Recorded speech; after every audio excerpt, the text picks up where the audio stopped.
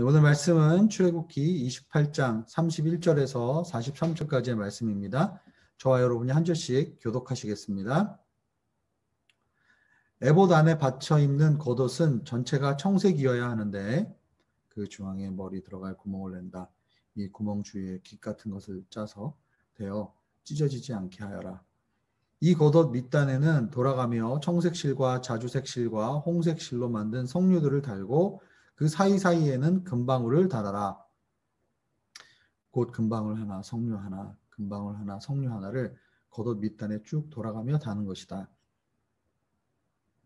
아론은 제사장으로 일할 때 이 옷을 입어야 한다. 그가 여호와 앞 성소에 드나들 때 방울 소리가 들릴 것이니 그러면 그가 죽지 않을 것이다. 또 순금으로 패를 만들어 그 위에 인장 새기듯 여호와께 거룩이라고 새겨라. 그 패에 청색 끈을 달아 관에 매달되 관 정면에 단다.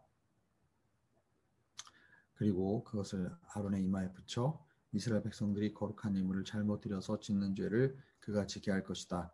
곧 그것들이 여호와께 받으실 만한 예물이 되도록 아론은 이마에 그것을 계속 붙이고 있어야 하는 것이다. 또 에봇 안에 받쳐 있는 속옷은 고운 배실로 짜고 관도 고운 배실로 만들어라. 허리띠는 술을 놓아야 만든다. 또 아론의 아들들을 위해 에봇 안에 받쳐 있는 속옷과 허리띠와 두건을 만들어 그들을 영광스럽게 아름답게 하여라. 너는 내 형 아론과 그의 아들들에게 이 옷들을 지어 입히고 나서 기름을 붓고 구별해 거룩하게 하며 그들이 제사장으로서 나를 섬기게 하여라. 너는 또 그들을 위해 소리에서부터 허벅지까지 오는 속바지를 만들어 몸을 가리게 하여라. 함께 읽겠습니다. 아론과 그의 아들들은 회막에 들어가거나 성소에서 제사장으로 일하기 위해 제단에 나아갈 때마다 이 옷들을 입어야 한다. 그러면 자기 죄로 인해 죽는 일이 없을 것이다. 이상은 아론과 그의 자손이 지켜야 할 영원한 규례다. 아멘. 예전에 아부다비 오누리교에서 저희가 예배를 드리다가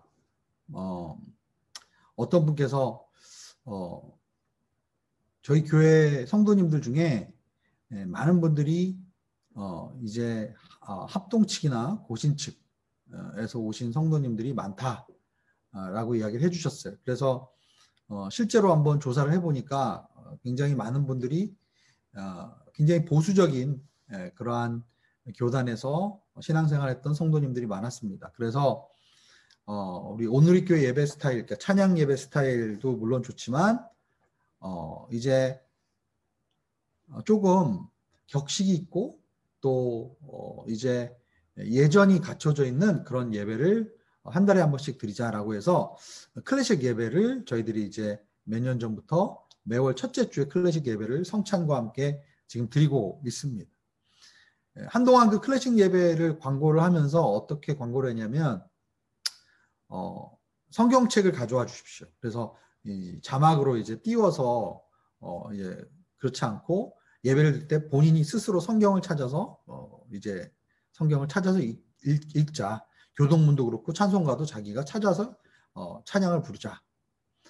또 복장을 뭐 꼭 정장을 하라는 얘기는 아니지만 단정하게 입고 오자. 그래서 광고를 단정한 복장을 이제 갖추어 주십시오. 이렇게 광고를 한 적이 있습니다. 그랬더니 몇몇 성도님들이 반발하셨어요. 굉장히 부담스럽다. 복장을 단정히 한다는 말이 무슨 말이냐. 그러면서 예배가 자유로워야지. 왜 복장까지도 교회에서 강요를 하는가. 뭐 이렇게 말씀했던 분들이 있던 것도 기억이 됩니다. 뭐 일면 맞는 측면도 있죠. 그런데 이제 최근에 저희들이 이제 대면 예배와 비대면 예배를 병행하면서 이제 조금씩 성도님들이 온라인 예배, 그러니까 굉장히 오랫동안 드리면 이제 지치게 되니까 이제 현장 예배를 드리시게 되는 성도님들이 조금씩 늘어나고 있습니다. 그래서 오랫동안 온라인 예배를 드리다가 이제 오랜만에 현장으로 예배를 드리러 오신 성도님들이 저에게 가끔 하시는 말씀이 있어요. 집에서 온라인으로 예배를 드릴 때는 처음에는 진짜 똑같이 옷을 입고 또 예배하는 것처럼 진짜 바른 자세로 또 마음에 예배를 준비하는 마음으로 이렇게 예배를 드리다가 점점점 이제 소파에 기대게 되고 옷도 대충 입게 되고 예배 이 자세와 태도가 무너지기 시작한다는 거예요. 그러다가 이제 어차피 교회에 나와서 현장 예배를 드려야 되니까 결국은 머리도 빗고 또 옷도 갈아입고 그리고 차를 타고 뭐 10분이든 15분이든 20분이든 운전해서 그 장소까지 나아오는 것. 그리고 예배당에 들어가서 착석을 하고 준비 기도를 하고 그리고 실시간으로 드려지는 예배에 함께 참여하는 것이 그 모든 일련의 과정들이 어떻게 보면 그 예배를 향한 그 예배에 대한 어떻게 보면 그 준비가 우리의 마음과 우리의 예배를 드리는 것에 굉장히 영향을 미친다는 것을 깨달았다. 이거 말씀해 주신 게 이제 좀 연세가 있으신 그런 성도님이 아니라 젊은 그 부부 성도님이 저한테 얘기해 주셨던 그러한 고백이었습니다. 우리가 어떤 옷을 입고 이 옷을 어떤 옷을 입느냐에 따라서 예배가 본질적으로 달라지는 것은 아닐 겁니다. 그러나 어떤 옷을 입고 어떻게 예배를 준비하고 어떤 마음의 자세로 예배에 우리가 참여하느냐가 굉장히 우리의 예배가 예배에 또 영향을 미치는 또 그런 것이라고 할 수가 있습니다. 이번 주에 지금 큐티 말씀을 저희는 출애굽기 28장을 계속 묵상해 오고 있습니다. 특별히 28장 4절에 보면은 이 28장은 흉패, 에봇, 겉옷, 속옷, 그 다음에 관, 띠에 대한 그런 규정이다 라고 이야기를 하고 있습니다. 자, 제가 한번 이 공유를 한번 하도록 하겠습니다. 화면 공유를 좀 해보도록 하겠습니다. 뭐 인터넷에 가면 여러분 쉽게 찾으실 수 있는 그런 사진들이죠. 그래서 에봇과 그 흉패, 보석이 박혀 있는 이 가슴바지, 이 흉패에 이제 12개의 보석이 박혀 있고, 그리고 아주 아름답게 꾸며진 이 에봇을 입고 그 안에 파란색 겉옷, 그 다음에 또 그 파란색 겉옷 안에 또 배로 짠 속옷을 입고 있고요. 그 다음에 밑에 파란색 옷에 밑에 보면은 방울과 이제 성류의 자수가 이렇게 이루어져 있죠. 그리고 제사장의 머리에 보면은 금으로 이제 관을 씌우고 그리고 그 가운데에 여호와께 성결이라는 것을 이제 새기게 되는 그러한 모습이 됩니다. 이런 형태로 이제 제사장이 옷을 입고 여호와께 섬겼다라는 것을 우리가 시각적으로 좀 이렇게 보면은 아무래도 오늘 말씀이 더욱더 이해가 잘 될 거라고 생각이 되어져요. 자, 그러면 오늘 본문 31절에서 35절에 보면은 오늘 본문은 이제 에봇과 흉패에 대한 설명은 이제 어제 본문에서 이야기를 했고, 오늘 이제 본문에서 이야기하는 것은 바로 그 에봇과 흉패 그 다음에 있는 겉옷입니다. 근데 이 겉옷은 청색이죠. 겉옷 전체가 청색이고, 그리고 머리에 머리를 넣을 수 있는 구멍을 냅니다. 그리고 그 천을 자르기 때문에 구멍 주위가 찢어지지 않기 위해서 깃 같은 것을 댄다라고 했습니다. 그리고 이 겉옷 밑단, 그러니까 아까 보면은 그 밑단의 끝에는 청색실, 자주색실, 홍색실로 이제 수를 뜨는 거죠. 성류 모양의 수를 뜨고, 그리고 그 성류 모양의 수 사이사이마다 방울을 넣게 되어 있습니다. 그러니까 이 파란색 옷 밑에 아주 화려한 성류 모양의 자수가 들어가고, 그리고 그 사이사이에 방울이 들어가는 그 겉옷을 입게 되는 거죠. 이 제사장이 옷을 입을 때 이 파란색 옷이 굉장히 어떻게 보면 시각적으로 이제 이 복장을 아주 눈에 띄게 만들고, 또 그 밑에 화려한 수를 놓고 방울을 놓기 때문에 어떻게 보면은 시각적으로도 굉장히 눈에 띄게 할 뿐만 아니라 또 밑에 방울을 달았기 때문에 또 제사장의 동선, 움직임에 따라서 소리가 계속 나도록 했죠. 그러니까 사람들의 이 주목을 끌기에 충분한 그러한 역할을 했던 겁니다. 소리에 대해서 방울을 왜 다느냐에 대해서 여러 의견이 있습니다. 우리가 사실 일반적으로 알고 있는 것은 대제사장이 방울을 달고 이렇게 갔기 때문에 혹시 방울 소리가 나지 않으면 이 사람이 그 지성소에서 죽기 때문에 그거를 이렇게 끈으로 묶어서 이렇게 사람을 끄집어내는 그런 기능을 했다. 네.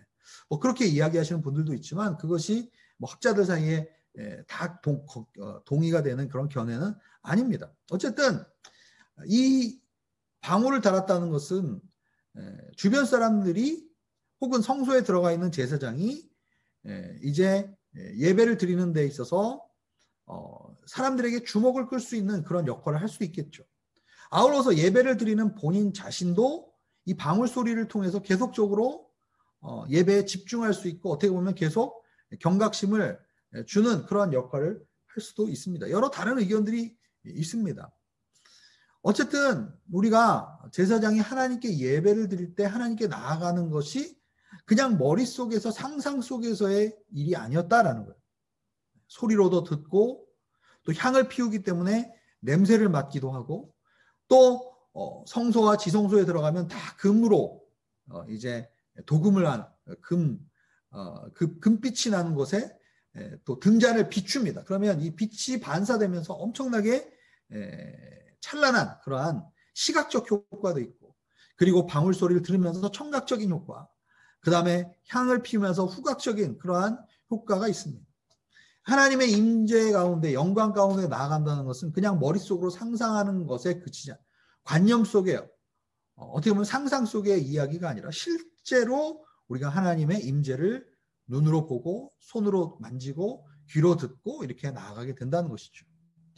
하나님과의 나와의 일상생활 속에서의 교제가 혹시 그냥 우리의 관념 속에서만 이루어지고 있는 것은 아닌지 아니면 실제로 하나님과의 교제와 만남과 우리의 신앙생활이 냄새가 나고 눈으로도 보고 실제로 촉각으로 만질 수도 있는 그러한 실제적인 관계로 우리가 이어지고 있는지를 한번 생각해 봐야 할 것입니다. 요한일서 1장 1절과 2절에 보면은 요한 사도가 뭐라고 얘기했습니까? 이 글은 생명의 말씀에 관한 것입니다. 생명의 말씀은 태초부터 있었고 우리가 들었고 우리의 눈으로 보았으며 우리가 주목했고 손으로 만져본 것입니다. 그 말씀이 그 생명의 말씀이 우리에게 나타나셨다라고 했습니다. 우리는 아버지와 함께 계시다가 우리 앞에 나타나신 그 영원하신 생명을 보았습니다. 그분은 바로 예수 그리스도시죠. 그래서 우리는 여러분에게 영원한 생명을 증언하고 전파합니다. 우리가 세상에게 증거하는 이 복음은 우리의 눈으로 본 바요, 우리의 손으로 만진 바요, 우리의 귀로 들은 바다. 왜냐하면 예수 그리스도께서 태초 전부터 하나님과 함께 계셨다가 그분이 실제로 인간의 몸을 입고 이 땅에 피곤하실 때 주무셨고 배고플 때 같이 제자들과 식사를 하셨고 그리고 더우면 땀을 흘리셨습니다. 예수 그리스도께서 실제로 우리의 삶 가운데 나타나셔서 말씀하시고 행동하시고 우리와 교제하셨습니다. 우리는 그러한 예수 그리스도의 생명을 이 세상 가운데 증언하고 그 예수 그리스도의 생명을 우리의 삶 가운데 경험하게 되는 것이죠. 오늘 본문 36절에서 38절에 보면은 두 번째로 순금으로 패를 만들어 청색 끈으로 그 패를 이제 관에 달아서 머리에 쓴다라고 합니다. 그런데 그 순금으로 만든 패에 무엇을 새기느냐? 마치 도장을 새기듯이 거기에다가 여호와께 성결이라는 문구를 새긴다라고 했습니다. Holiness unto the Lord. 여호와께 성결. 근데 왜 여호와께 성결이라는 그 문구를 새겨서 머리에 붙이고 제사장이 들어갔는가? 38절에 보면 그것을 아론의 이마에 붙여 이스라엘 백성들이 거룩한 예물을 잘못 드려서 짓는 죄를 그가 지게 할 것이다 라고 이야기를 하고 있습니다. 지금 무슨 얘기입니까? 거룩한 예물을 제사 시에 드릴 때 잘못 드릴 수 있을 때 그때 그 백성들의 죄를 제사장이 담당하기 위해서 여호와께 성결이라는 패를 붙이고 나간다는 겁니다. 여러분 아시다시피 나중에 레위기를 보면은 구약의 제사는 굉장히 복잡하죠. 드리는 예물도 다양하고 그리고 그 제사를 드릴 때 규칙과 다양한 그러한 이제 규정들이 있습니다. 알고도 죄를 지을 수 있지만 모르고도 실수해서 예물을 드리다가 죄를 범할 수도 있습니다. 처음에는 즐겁게 내가 기쁘게 정말 하고 싶어서 예배를 드리다가 자꾸 실수를 하거나 자꾸 뭐 잘못 건드렸다고 그러고 또 이렇게 하면 안 된다고 그러고 그러면은 어떻습니까? 예배를 드리다가 혹시 내가 어떻게 되는 거 아니야? 내가 혹시 잘못하는 거 아니야? 이런 생각에 여호와께 앞으로 한 발자국 나아가기보다는 뒤로 물러서는 경우가 있죠.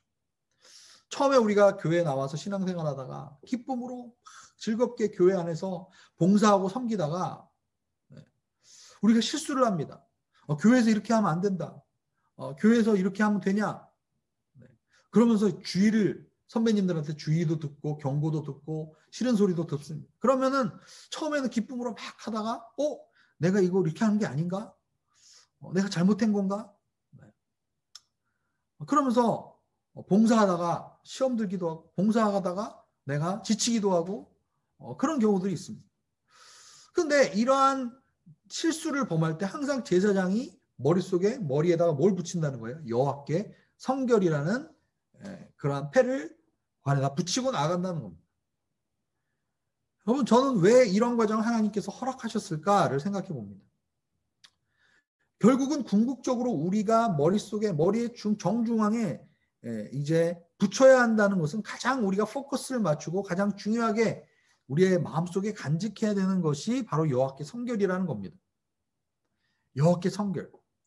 주님은 이 모든 일련의 과정들을 통해서 우리를 어떻게 하려고 하시는 것인가? 여호와께 성결하게 우리를 만들기 위한 과정으로 우리를 불러주셨다.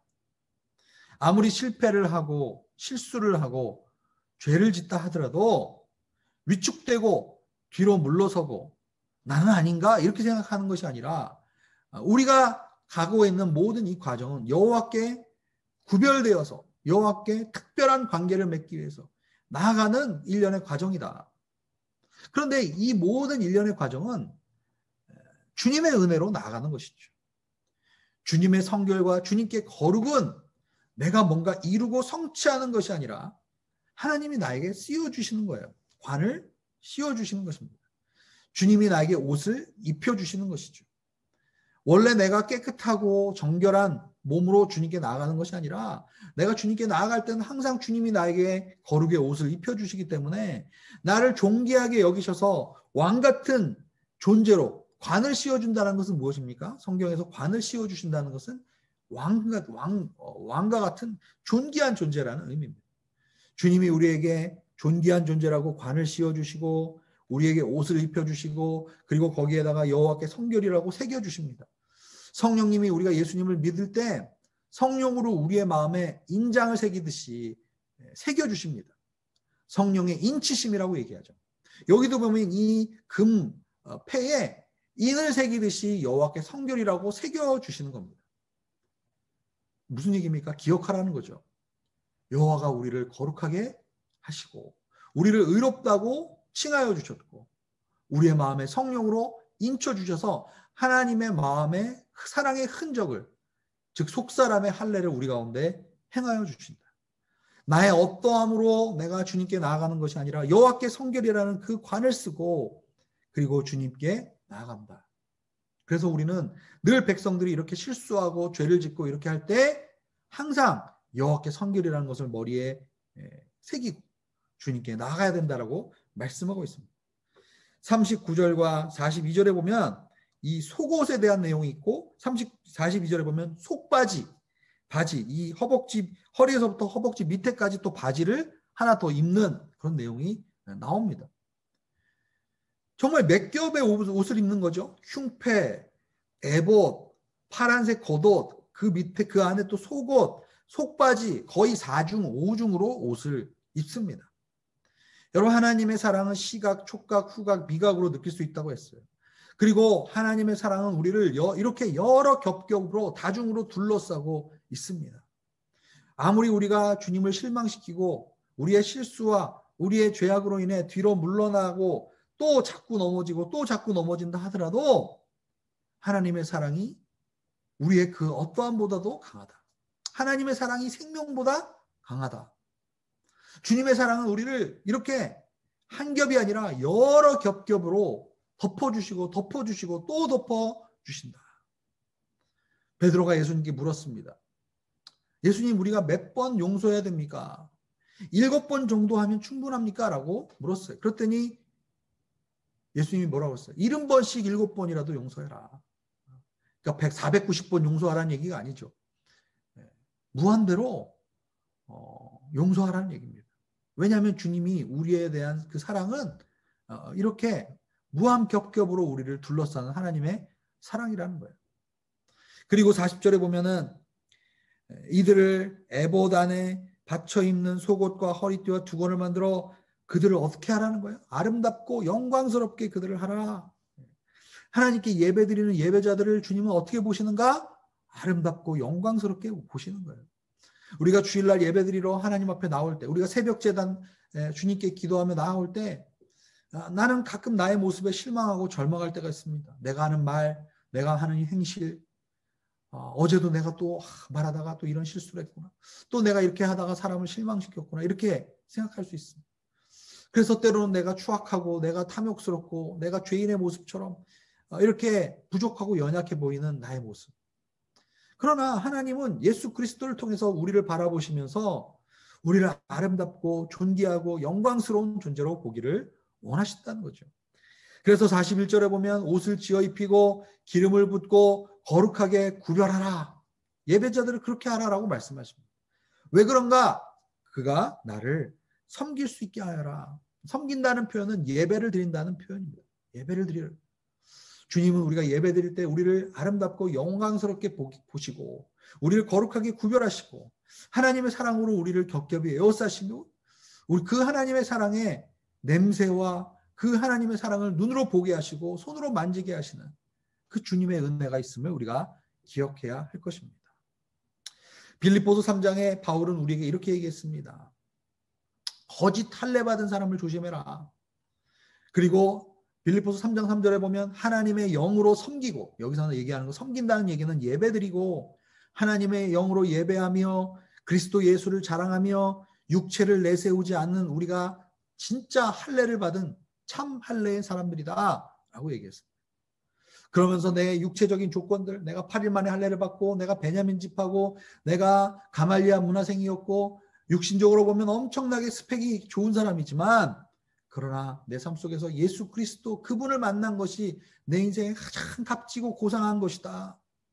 내가 그 예수 그리스도를 만난 그것 때문에 내가 인생에서 그동안 쌓았던 모든 것들이 어떻게 보면 배설물같이 여겨진다. 배설물이라는 얘기가 아니라 배설물처럼 내가 보인다라는, 그만큼 예수 그리스도를 만나고 예수 그리스도를 지성소 가운데서 내가 만난 것이, 그 생명의 교제 가운데로 들어간 것이 얼마나 귀한 것인가, 그렇게 고백하고 있습니다. 우리가 예배자로 하나님께서 우리를 부르시고 오늘도 우리가 하나님의 임재 가운데 주님은 우리가 주께로 나오기를 원하십니다. 주님의 사랑으로 우리를 겹겹이 에워싸시고 우리를 덮어주시는 그 하나님의 사랑 가운데 오늘도 우리가 나아가며 기도하며 주님께 나아가는 왕같은 제사장 같은, 왕같은 제사장으로서 하나님께 나아가는, 영으로 예배드리며 예수 그리스도를 자랑하고 그리고 진짜 마음의 할례로 하나님의 그 인장이 우리의 마음속에 여호와께 성결이라는 그 마음이 새겨지는 그러한 역사가 오늘 우리 가운데 있기를 주의 이름으로 축복합니다. 이 시간에 기도 제목 보면서 함께 기도하며 나가겠습니다. 어떠한 상황 가운데도 주님은 나에게 실망하지 않으시고 사랑으로 나를 겹겹이 에워싸신다는 사실을 믿으며 주님 앞에 나아가게 하소서. 내 인생의 가장 중요한 모토는 여호와께 성결이 되게 하소서. 예수 그리스도께서 이 땅에 오심으로 생명의 말씀을 눈으로 보고 손으로 만진 바 되었는데 그리스도와의 생명의 만남과 교제가 구체적이고 전인격적이 되게 하소서. 우리 시간에 함께 오늘 말씀을 기억하면서 기도하며 나아가겠습니다.